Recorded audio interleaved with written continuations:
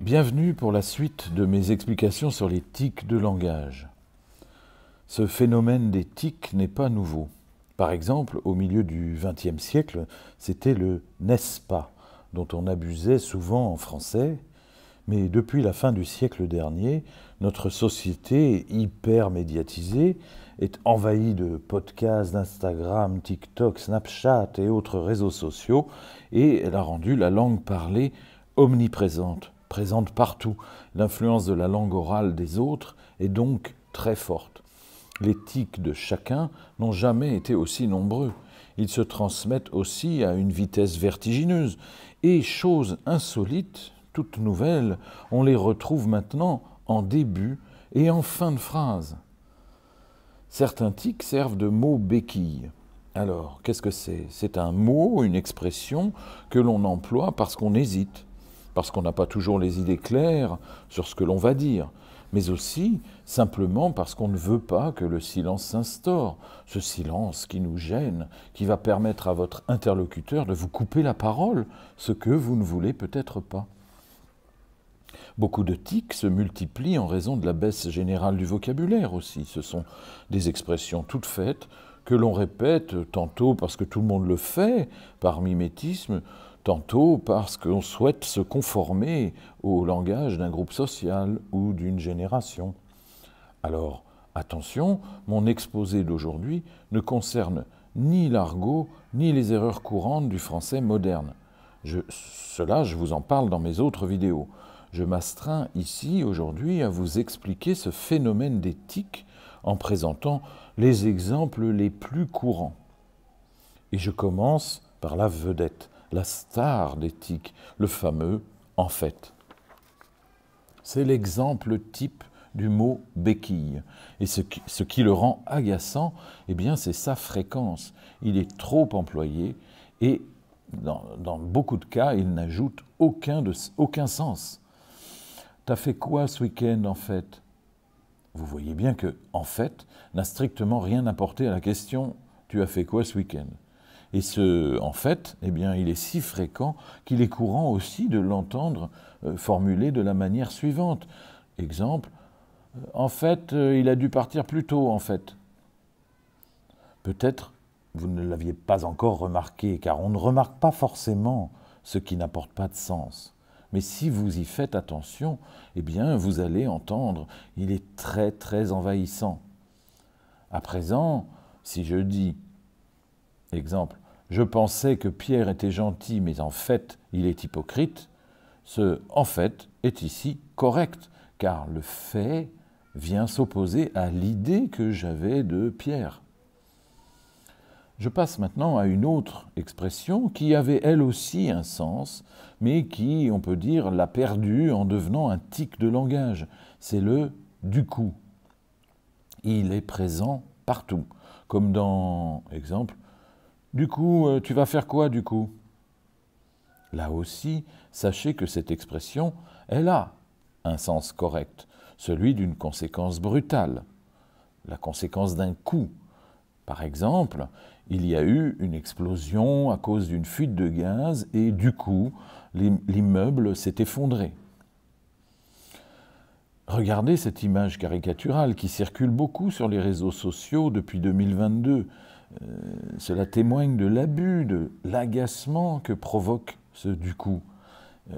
Et d'après ce tableau, pas moins de 15 expressions disparaissent ou risquent de disparaître, remplacées toutes par « du coup ». Très récemment, il est apparu aussi « pour le coup » qui s'impose dans l'usage, et c'est une variante de « du coup ». Certains pensent que « du coup » et « pour le coup », eh bien, ces deux expressions reflètent la brutalité de notre société. Le mot « coup » ne fait penser qu'à des conséquences désagréables d'un monde qui serait perçu comme brutal, par beaucoup de nos contemporains. Je passe à un autre tic maintenant, très courant, et certainement il s'agit de l'un de ceux qui existent depuis le plus longtemps. C'est le fameux « quoi » qui est placé en fin de phrase. Placé en fin de phrase, quoi. Ce qui agace de nombreux étudiants étrangers, car ils me disent qu'ils l'entendent beaucoup trop. Ce « quoi » correspond à une sorte de recherche d'approbation, mais aussi, souvent, il est synonyme de « il n'y a pas de quoi discuter sur ce sujet, c'est comme ça et c'est pas autrement ». Et ce tic, il a un synonyme qui est aussi un tic, c'est « voilà », employé au milieu ou à la fin d'une phrase. Écoutez bien, il donne l'impression que vous manquez d'arguments et que vous vous débarrassez du sujet de conversation sans fournir d'explications. Par exemple, je n'ai pas envoyé de message au client et voilà, je crois qu'il y aura un peu de retard dans le projet, voilà. On sent que la personne qui parle est embarrassée. Elle me fait aussi comprendre que c'est comme ça, il n'y a pas à discuter, c'est comme ça, voilà. Alors vous voyez que certains tics transmettent malgré tout du sens et on ne s'en rend pas toujours compte, c'est là le danger. Prenons deux autres exemples de tics comme « c'est clair » et « pas de souci ». Alors le premier, « c'est clair », il est trop souvent employé à la place de « oui ». Et il transmet l'idée que vous n'avez rien à ajouter ou que le discours même de votre interlocuteur n'est pas très passionnant. Cette expression « c'est clair » peut donc être utile pour couper court à une conversation trop longue, ennuyeuse. « Ouais, c'est clair ». On peut entendre cette expression comme un synonyme de « tu as raison, ça suffit, changeons de sujet ». La deuxième expression, « pas de souci », en réponse à une demande, elle a remplacé en quelques années tous les « volontiers »,« bien sûr »,« avec plaisir »,« ne vous inquiétez pas » et le tout simple « oui ». Le problème est là encore la fréquence et son inadaptation à certaines situations. Pourquoi ? Eh bien, le souci est, selon le dictionnaire Le Grand Robert, je cite, « un état de l'esprit absorbé par un objet et que cette préoccupation inquiète ou trouble jusqu'à la souffrance morale ». Il est donc exagéré de répondre « pas de souci » lorsqu'on vous demande une gomme ou un stylo. Préférez alors un joli « bien sûr » qui est bien plus approprié. Je termine ma liste d'expressions tics par les plus à la mode maintenant, comme le très récent « juste pas possible »,« juste magnifique ». Ce « juste » est avant toute chose une erreur de français, puisqu'il est calqué sur l'anglais « just ». Et qu'en français, devant un adjectif, il a le sens de « seulement » ou « à peine ». N'allez donc pas me dire que le château de Versailles est juste merveilleux, ce qui signifie qu'il est seulement merveilleux. Au lieu de cela, parlez correctement en français. Dites qu'il est vraiment merveilleux, qu'il est absolument merveilleux. Je passe maintenant à l'expression « en mode ». En mode, c'est une expression qui est venue principalement du monde très envahissant de la technologie. Par exemple, vous mettez votre téléphone en mode veille, en mode vibreur. Donc, quand vous dites que vous avez passé une soirée en mode détente, eh bien, vous parlez de vous comme d'un outil, comme d'une machine, ce qui est loin d'être valorisant.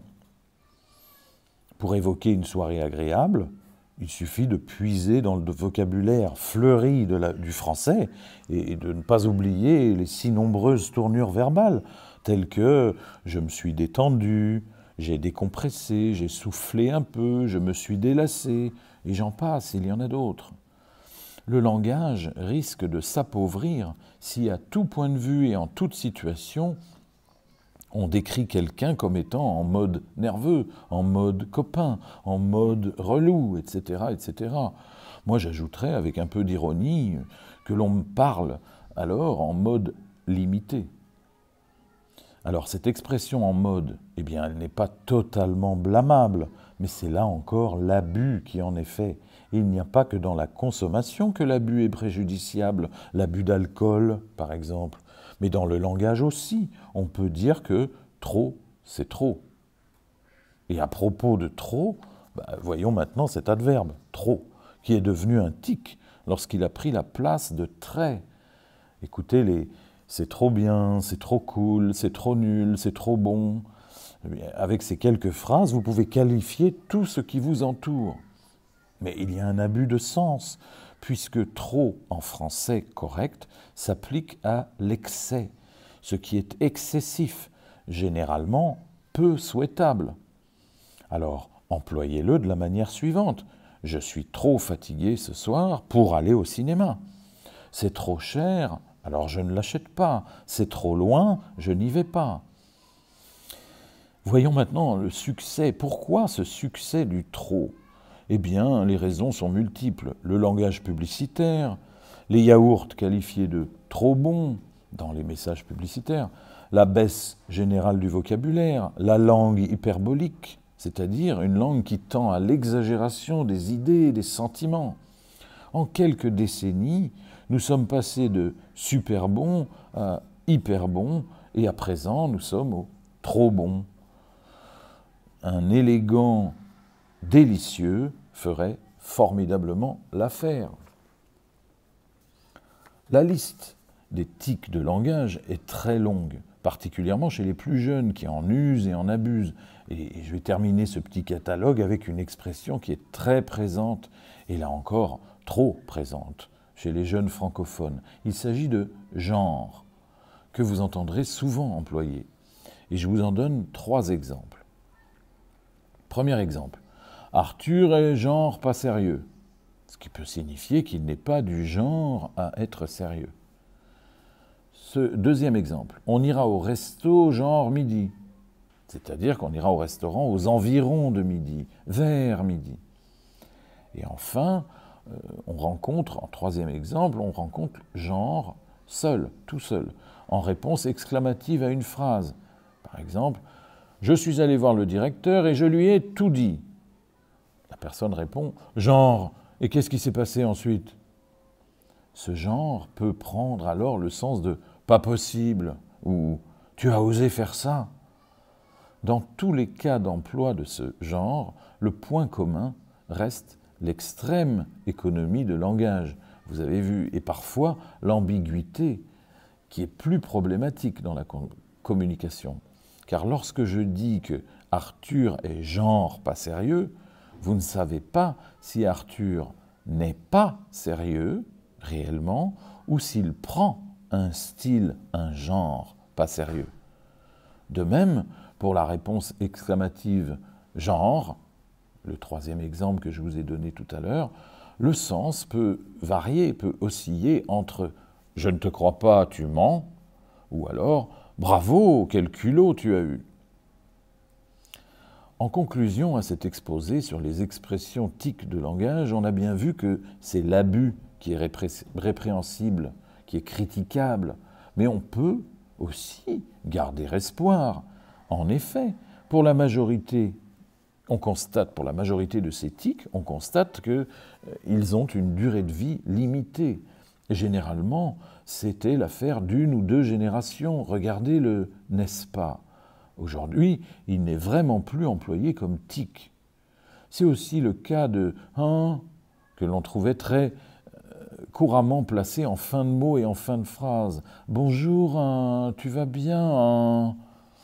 Rappelez-vous, les sketchs des inconnus, eh bien, ces sketchs ont certainement leur part de responsabilité dans la baisse de la fréquence de ce travers, de ce défaut de la langue orale. On l'entend moins aujourd'hui, alors qu'il était très courant dans les années 80. Alors donc l'espoir, eh bien, les tics se diffusent beaucoup aujourd'hui à cause des réseaux sociaux, mais sachez qu'ils peuvent aussi devenir très rapidement ridicules grâce aux réseaux sociaux. En conclusion, je m'adresse particulièrement à vous qui apprenez le français. Ne vous contentez pas d'imiter tout ce que vous entendez. Si le vocabulaire s'appauvrit, Si ces formules tics de langage prolifèrent, deviennent de plus en plus nombreuses, eh bien, pour approfondir vos connaissances en français, tournez-vous aussi vers la lecture, vers le théâtre, vers un joli dictionnaire pour être capable de parler de façon juste et de garder du sens à vos mots. Enfin, si certains affirment, ils n'ont pas tort, que ces tics permettent de parler plus vite, de gagner en efficacité, de ne pas se faire couper la parole, eh bien moi je leur répondrai que le temps c'est de l'argent, c'est sans doute vrai en affaires, mais ça ne l'est pas toujours lorsqu'il s'agit de s'exprimer, de raconter, d'intéresser l'autre à son discours. Alors respirez, prenez votre temps. Un bon fromage, un bon vin, tout comme un bon discours, ça demande de bons ingrédients, les mots, mais aussi du temps et quelques silences. À bientôt, j'aurai plaisir à vous retrouver à notre prochaine vidéo sur la langue et la culture française.